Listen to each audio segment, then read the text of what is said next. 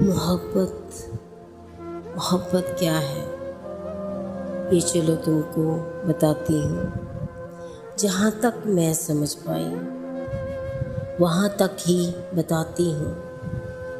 मोहब्बत आसमानों से उतरती एक आयत है, मेरे रब की अनायत है।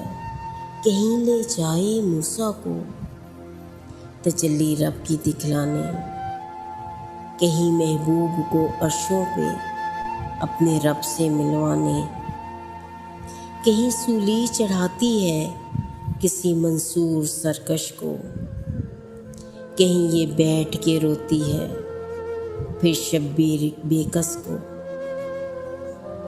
लगाकर आग पानी में हवा में जहर घोलेगी, करेगी रक्स शोलों पर मगर कब भेद खोलेगी। कहीं ये एड़ियाँ रगड़े तो ज़मज़म फूट पड़ते हैं, कहीं ये एड़ियाँ रगड़े तो ज़मज़म फूट पड़ते हैं। नज़र कर दे जो पत्थर पर तो पत्थर टूट सकते हैं। कहीं ये कैस होती है, कहीं फरहाद होती है, कहीं सरसब्ज रहती है, कहीं बर्बाद होती है।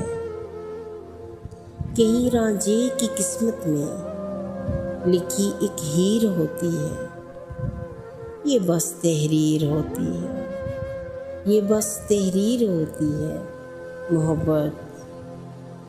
मोहब्बत कहाँ तकदीर होती है, कहाँ तकदीर होती है।